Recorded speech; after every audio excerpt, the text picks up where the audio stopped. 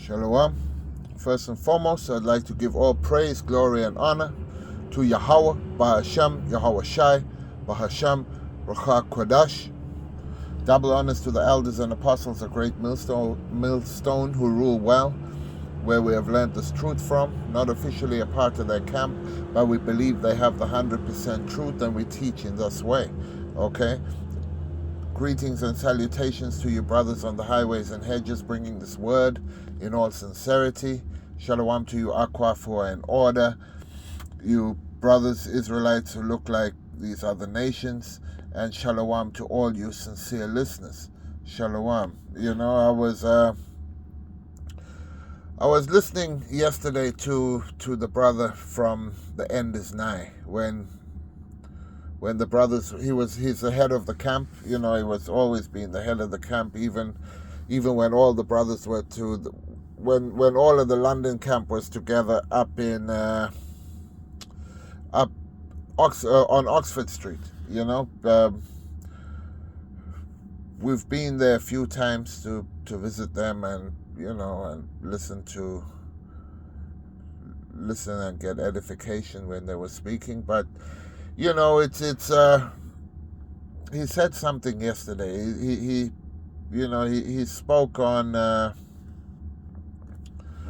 He spoke on a number of different things, but he spoke upon the food as well.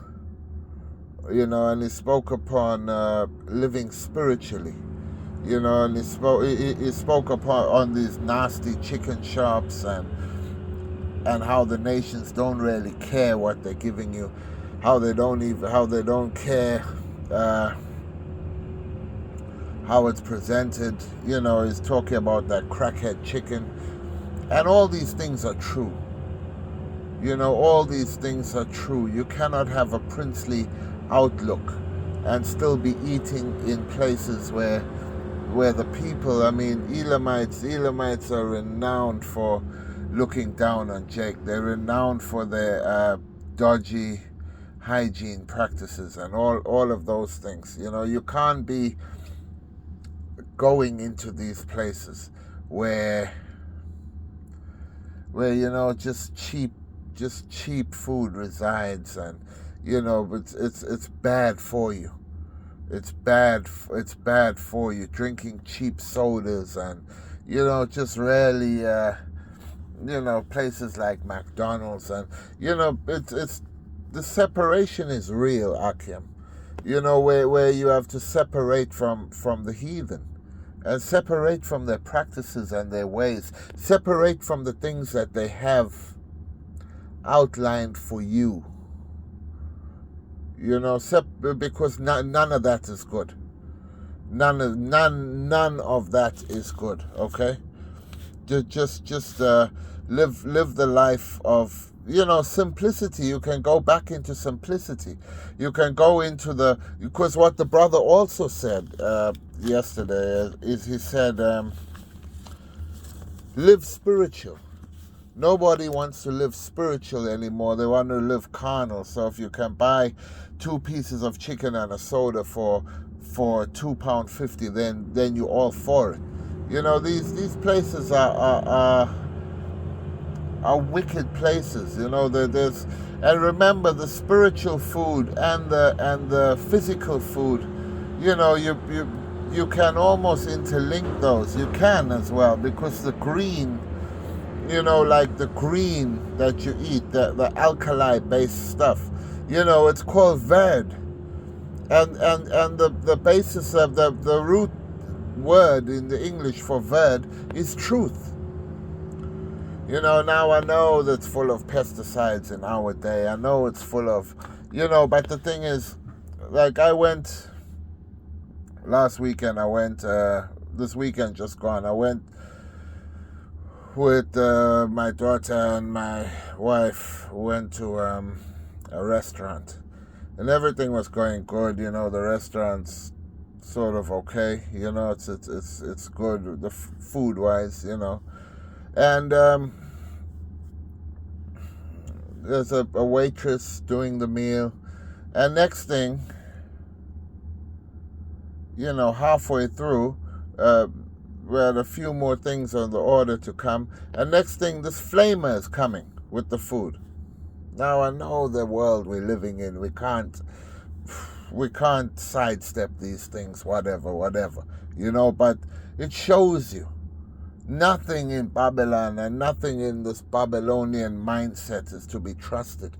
There's the flamers coming through. Oh, hi, this and that, doing the most, wanting to be seen. And I'm just thinking, man, we have to suffer this. Because especially for those who know and can see, this is part of our endurance. We have to endure these things, because we can't exercise the law in this time, not really. I mean, we can exercise the law, but not to its fullest, all right? So really and truly, we have to wait for Yahweh Shai to come. But if we live spiritually, I'm not saying never go out and eat, or don't take your lady out, or you and your brethren can't go out and eat. What I am saying, though, is just be mindful of what you're doing. Be mindful of where you're going. These people, they don't give a damn about you. They're going to give you abominable things. Just take it as a given, all right? Take it as a given that I'm going to read something in Daniel, okay? And it says, bear with me. This is Daniel chapter 1 and verse 8. Daniel chapter 1 and verse 8. And it says, but Daniel purposed in his heart that he would not defile himself with the portion of the king's meat. And this is like the king's meat, things that people would deem great, because even in our cultures, people would deem certain things great that are abominations, succulent pork and pork chops and calamari, lobster, squid, prawns, shrimp, lobster. They got that garlic lobster tail that people lose their mind for. Mussels, snails, all types of things. But it's not for us to eat. But it would be considered a kingly banquet, okay? But Daniel purposed in his heart that he would not defile himself with the portion of the king's meat, nor with the wine which he drank.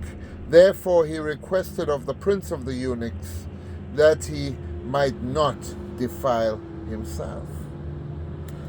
So even in that time, in the Babylonian captivity, so we are under a heavy Babylonian yoke in our time, all right? So we've got to be thinking along the same lines. We've got to be thinking in the same way. Now Yahweh had brought Daniel into favor and tender love with the prince of the eunuchs. And the prince of the eunuchs said unto Daniel, I fear my lord the king, who had appointed your meat and your drink.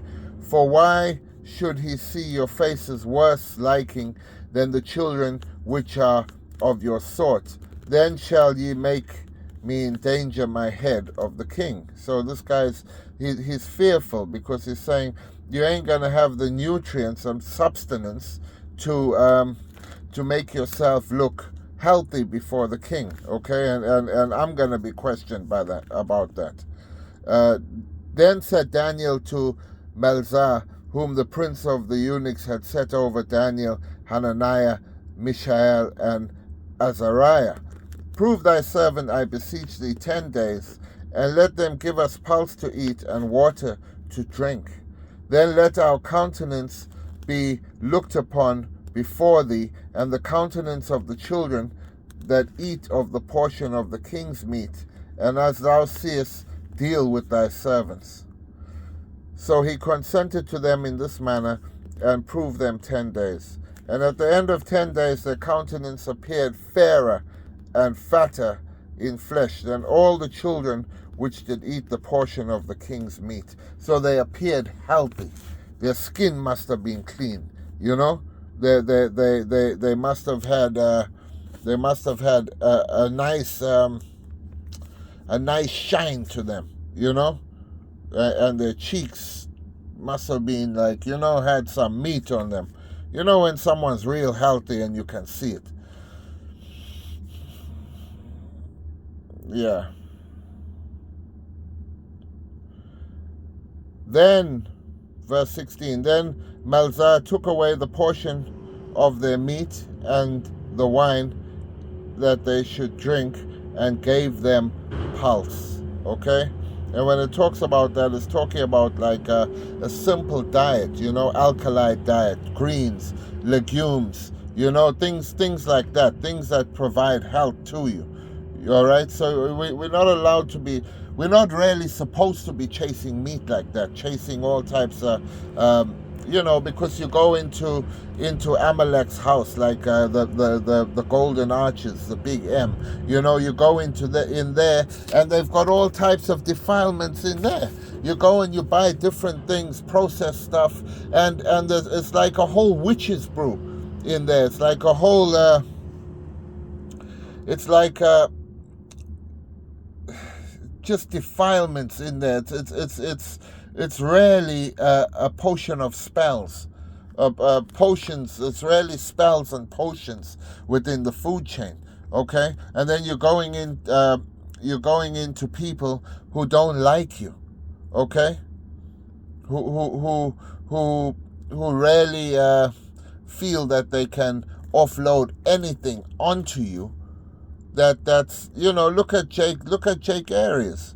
Look at Jake Arias. The things are highly priced for real inferior quality, real garbage, and the garbage is promoted. You know what I mean? And when you talk about the food, you're talking about spirituality as well, because you're looking at GMO and potions within the actual physical food. But when you look at these different doctrines can lead to your demise as well. When you go into different philosophies, that's the food. That's the spiritual food and water that you're drinking. What did Daniel say? Give us pulse and give us water that we may drink. The living water. And when you go into the water, you understand that it's vital for a man to live by this water. Okay, the water is the basis of a man's spirituality.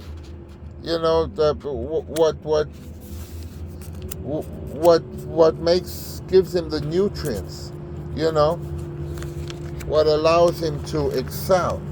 Okay, so we understand that there's physical meanings and spiritual meanings to these things. Okay, you're really supposed to be separate away from these other nations, separate away from 2/3 Jakes. And the food is a big part of your thing. The food is actually a spiritual thing. All right.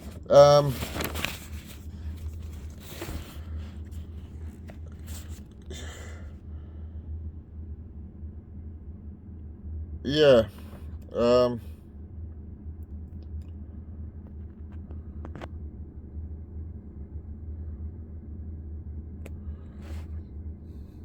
Yeah. It says Psalms chapter 2 and Psalms 2 and 1, and it says, "Why do the heathen rage, and the people imagine a vain thing?" The people imagine rulership over Jake. The people imagine, so you going to them even for something as simple as food, you think that's okay. But really and truly, you're going to get nourished by people who really want your demise. Okay, who are happy with giving you anything, who are happy with treating you anyway. You remember the servants are riding on horses, and whether it's Elam, whether it's the potions that Edom puts in, whether it's Moab probably giving you all types of different things within the food, different to what you think it is. You know, whether it's any of these people, beware of them. Okay? Why do the heathen rage and the people imagine a vain thing? The kings of the earth set themselves, and the rulers take counsel together against the Lord and against his anointed, saying, let us break their bands asunder and cast away their cords from us. He that sitteth in the heavens shall laugh, the Lord shall have them in derision. So they these just for you to get the point is and they take counsel together against the Lord and against his anointed. You know, and it's saying, let us break their bands asunder and cast away their cords from us. Really, it's working towards your destruction. That's what it's working towards, your destruction. Okay? So don't trust these people. Remember, the physical food, I'm just talking because the brother made some very good points there about the food. He was talking about the food. He was talking about how the heathen have that food, and that food is it's used almost as a tool in the you know, they're getting very rich of Jake as well. They're getting rich of Jake. But you know, but does Jake see anything? Jake sees nothing. Jake is cast asunder. The money comes out of Jake's hands. You know, and I'm not here to give some Umar Johnson type of speech to say, oh, you gotta save your money and make your recognize your purchasing power. I understand that Jake is within